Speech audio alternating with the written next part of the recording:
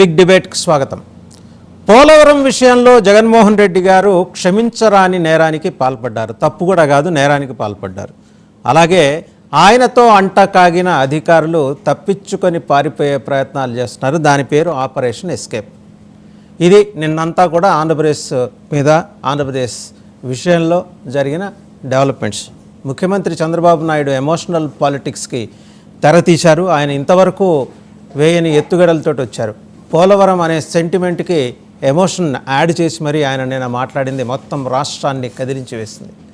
70% తన హయాంలో కంప్లీట్ చేసిన పోలవరానికి జరిగిన అన్యాయం, డయాఫ్రమ్ వాల్లో జరిగిన అవకతవకలు, వాటన్నిటిని ఎత్తి చూపారు ఆయన.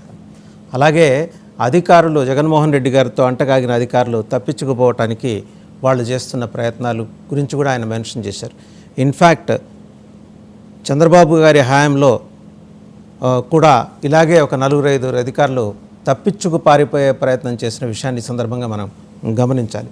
సరే, అది ఇప్పటికి అప్రస్తుతమని తెలుగుదేశం అనొచ్చు, కానీ మొత్తంగా ఏంటంటే ఈ తప్పించుకు పారిపోయే అధికారులు ఆంధ్రప్రదేశ్లో మాత్రమే ఉండే సౌకర్యం మనం 10 ఏళ్లుగా చూస్తున్నాం, 2014 నుంచి. గవర్నమెంట్ ఏదైనా కావచ్చు కాక. సో ఈ అంశాలకు సంబంధించి డిబేట్లో, బిగ్ డిబేట్లో మనతో పార్టిసిపేట్ చేస్తున్నారు విజ్డమ్ చౌదరి గారు, పొలిటికల్ అనలిస్ట్.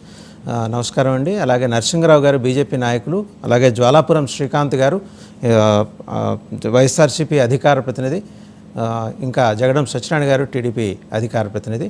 సుజాత గారు, జనసేన అధికార ప్రతినిధి. టు స్టార్ట్ విత్ ముందర జ్వాలాపురం శ్రీకాంత్ గారి దగ్గరికి వెళ్దాం. శ్రీకాంత్ గారు, ఇలా తప్పించుకుపోయే అధికారులు వాళ్ళు ఆ 2-3 అనారోగ్యం కారణంగా సెలవు పెట్టి వెళ్ళిపోయిన ఆర్థిక శాఖ కార్యదర్శి, అలాగే ఇంకొక పేరు వినిపిస్తుంది, పేర్లు నేను చెప్పలేను, కానీ మొత్తానికి వీళ్ళైనా ఇంకా ఎవరైనా ఒక 10-15 మంది దాకా ఉన్నారా? టీడీపీ జాబితా ప్రకారం 20 మంది ఉన్నారు. శ్రీకాంత్ గారు, మీరు రైట్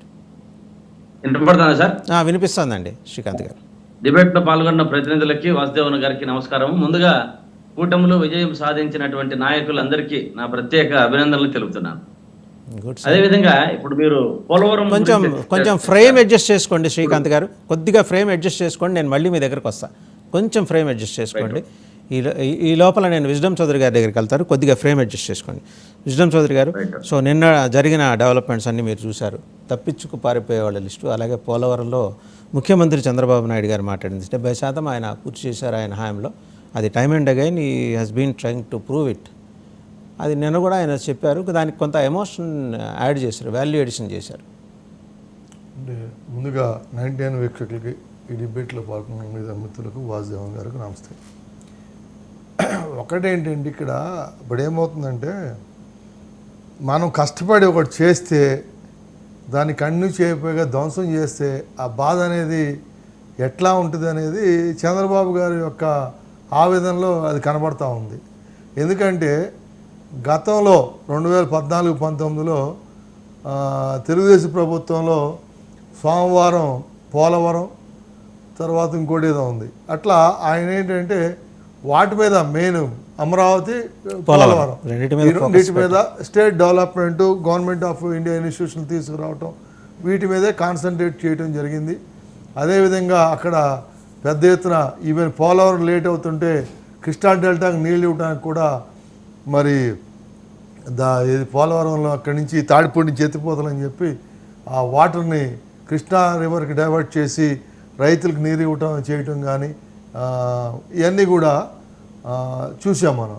అయితే ఈవేళ చేసిన పనికి దాన్ని కొనసాగించకపోతే పోగా ఇప్పుడు నీటి ప్రవాహంలో ఏమవుతుందంటే, ఆ కాంక్రీట్కి సంబంధించి కాపర్ డ్యామ్లు అవన్నీ ఎందుకు కడతారంటే ఫ్లో ఎక్కువ వచ్చినప్పుడు అవి కొట్టుకుపోకుండా స్ట్రాంగ్ ఉండడానికి చేసి దాన్ని ఫర్దర్ లేయర్స్ వేసి దాన్ని నిర్మించకపోయినట్టయితే ఆ ప్రవాహానికి అవన్నీ కొట్టుకుపోయే ప్రమాదం ఉంటుంది. కాబట్టి కనీసం వాటి మీద వాళ్ళు కాన్సంట్రేట్ చేసి ఉంటే బాగుండేది. అదే కాకుండా సెంట్రల్ గవర్నమెంట్ కూడా టైం టు టైం నిధులు ఇవ్వకపోయినప్పటి గురించి కూడా రాష్ట్ర నిధుల నుంచి అవి ఖర్చు పెడితే ఆ నిధులు మరి జగన్మోహన్ రెడ్డి గారి అధికారం వచ్చినాక కేంద్ర ప్రభుత్వం ఇవ్వడం కూడా మనం చూసాం. అంటే ఇక్కడ రాష్ట్ర ప్రభుత్వం నుంచి ఖర్చు పెట్టిన డబ్బుల్ని మరి జగన్మోహన్ రెడ్డి గారు వచ్చినాక కేంద్రం వస్తే వేరే పర్పస్ వాడుకోవటం కూడా మనం చూసాం. సో అందు గురించి ఏమవుతుందంటే ఇవన్నీ కూడా మనం చేసిన పనిని పాడు చేసేటప్పటికి ఒక ఆవేదన ఉంటుంది. ఆ వేదన ఆయనలో స్పష్టంగా కనబడింది. ఒకటేంటంటే ఇక్కడ ఆలోచించాల్సింది మనం ఈవేళ ప్రజావేదిక కానీ పోలవరం కానీ ఇంకోటి కానీ ఏదైనా ఈవెన్ అమరావతిలో మరి 80% నిర్మాణమైనటువంటి బిల్డింగ్ని మిగతా 15-20%తో కంప్లీట్ చేస్తున్నట్టయితే ప్రభుత్వానికి చాలా ఆదాయం మిగిలేదు, చాలా డబ్బు మిగిలేదు. ఎందుకంటే ఈవేళ ఐఏఎస్ వాళ్ళకి, తర్వాత అధికారులకి, తర్వాత మంత్రులకి, ఎమ్మెల్యేలకి, వీళ్ళందరికీ కూడా ఇంటి అద్దెలు ఎవరు కడుతున్నారు, ఇళ్ళు ఎవరు కడుతున్నారు, అవన్నీ గవర్నమెంటే కడతా ఉంది. సో ఆ కట్టే డబ్బు ఎప్పుడైతే వీళ్ళకి ఆ నివాస స్థలాలు ఇచ్చినప్పుడు ఈవెన్ హైకోర్టు జడ్జీల దగ్గర నుంచి అందరికి కూడా వాళ్ళకి ప్రత్యేక సౌకర్యాలు కూడా ఉంటాయి, అందుబాటులో ఉంటారు. ఇప్పుడు ఏమవుతుందంటే ఇప్పుడు సెక్రటరియట్లో మీటింగ్ కూడా అనేటప్పటికి వాళ్ళు ఎక్కడెక్కడో మంగళగిరిలోనో ఇంకెక్కడెక్కడో ఉండి మంగళగిరి, గుంటూరు, విజయవాడ ఈ రావడానికి పోవడానికి పెట్రోల్ ఖర్చులు ఇవన్నీ కూడా ఆలోచించినప్పుడు ప్రభుత్వానికి చాలా ఖర్చు తగ్గేది. ఆ దిశగా అడుగులేకపోగా వాటిని అంటే ఏదైనా కారణం కానీ లేతే అది ఆ చంద్రబాబు ముద్ర పడదు కాబట్టి దాన్ని మనం ఎందుకు చేయాలనో ఏదైనా ఆలోచన మరి ఆయనకి మస్కితంలోకి జగన్మోహన్ రెడ్డి గారికి ఎవరు ఊరిపోసారో మన సహజంగా ఆయనకు వచ్చిందో మనకు తెలియదు. కానీ దాని మూలంగా రాష్ట్రానికి, రాష్ట్ర ప్రజలకి నష్టం జరిగింది. సో ఆవేదన అనేది ఆయన స్పష్టంగా తెలియపరచడం జరిగింది. ఇంకా మీరు చెప్పినట్టుగా అధికారులు కూడా ఎక్కడికి పారిపోరు. ఈ ప్రపంచంలో బ్రతికున్నంతకాలం, సజీవులుగా ఉన్నంతకాలం ఎక్కడికి పారిపోలేరు. రిటైర్ అయినప్పటికి కూడా మేము రిటైర్ అయిన ఎంప్లాయీస్ అయినా కానీ ఏదైనా ఇష్యూ వస్తే మమ్మల్ని పిలిచి దాని మీద చేయడానికి మాట్లాడతారు. మనం గతంలో చూసాం. ఏది రిటైర్ అయిన అధికారుల మీద కేసులు పెట్టి జగన్మోహన్ రెడ్డి గారు ఏం చేశారని చూసాం. ఈవేళైనా కానీ ఆయన మరి సిఎస్ ఇన్స్ట్రక్షన్స్ ఇచ్చినప్పటికి కూడా రావత్ లీవ్లో పోవడం కాకుండా సస్యాన్ని వెళ్ళిపోవడానికి కూడా కలగజేయటాన్ని ఇది చాలా సీరియస్ యాక్షన్ తీసుకోవాలి. దాని మీద ఎట్లా వెళ్ళిపోతాడండి సత్యనారాయణ గారు? ఆయన ఈ యొక్క ఎలక్షన్ కమిషను పర్వ్యూలో ఉండగా ఈ 2 నెలల్లో అనేక అప్పులు తీసుకొచ్చి మరి ఈ గుత్తేదారులకి ఇవాళ కాకపోతే రేపైనా సమాధానం ఇవ్వాల్సిందే. సెంట్రల్ గవర్నమెంట్ కనుక రాసినట్టయితే ఈ యొక్క ఫైనాన్షియల్ మిస్ఆపరేషన్ మీద రాష్ట్ర ప్రభుత్వం కన్నా కేంద్ర ప్రభుత్వం కాల్ తీసుకుంటుంది. కేంద్ర ప్రభుత్వం చాలా సీరియస్ యాక్షన్స్ ఉంటాయి. వాళ్ళు పైగా రాష్ట్రపతి సంతకంతో వచ్చి అపాయింట్ అయిన వాళ్ళు. సో ఎక్కడికి పారిపోలేరు. ఆయన ఏదో అడావుడికి వెళ్ళిపోయినంత మాత్రాన ఎస్కేప్ కాలేడు. ఇక్కడ ఇవన్నీ కూడా హ్యాండ్ ఓవర్ చేసుకోవాలి. యాక్చువల్గా ఏంటంటే ఫైనాన్స్లో గతంలో నాకు తెలిసినంత వరకు రమేష్ గారు ఎవరో ఈ ఫైనాన్షియల్గా ఈ ఖర్చులు ఏమవుతున్నాయంటే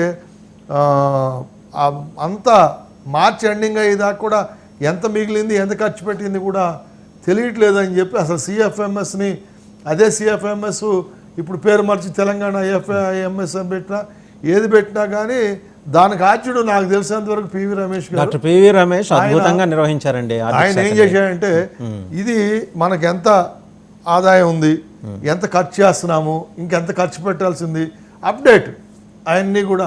అంతేకాదు ఉద్యోగులది కూడా ఎస్ఆర్లు అప్డేట్, వాడు ఎన్ని లీవులు వాడుకున్నాడు, ఎన్ని లేవు, అన్నీ సర్వీస్ పర్టికులర్స్ అన్నీ కూడా ఎస్ఆర్లు పోయినాయి అనే సమస్య లేకుండా అన్నీ కూడా కంప్యూటర్లో అప్డేట్ చేయటం, ఇవన్నీ కూడా ఆయన చాలా మంచి పనులు చేశాడు. సో అయితే దాన్ని ఓ పద్ధతి లాంటి సిఎఫ్ఎంఎస్ని పూర్తిగా ధ్వంసం చేసినాడు ఈ సత్యనారాయణ. ఈ సత్యనారాయణ గారు చేసిన తప్పుకు మాత్రం చాలా ఇదిగా ఉండాలి.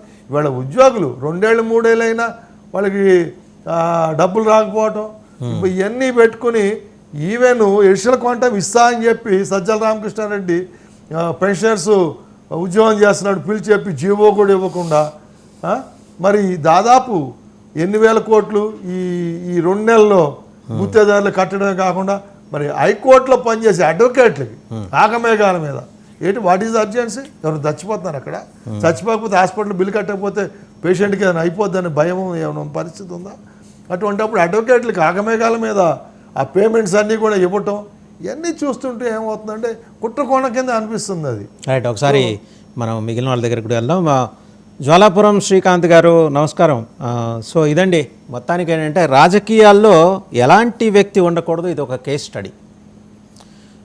చంద్రబాబు నాయుడు గారు బాగా వెట్ చేసి బాగా జల్లెడ పట్టి అన్న మాటలు అవి. ఆయన ఏమి అదాటన అన్న మాటలు కాదు. పోలవరం సందర్శన తర్వాత ఆయన గుండెల్లో గూడు కట్టుకున్న వేదన స్పష్టంగా ఆయన మాటలో కనిపించింది. సో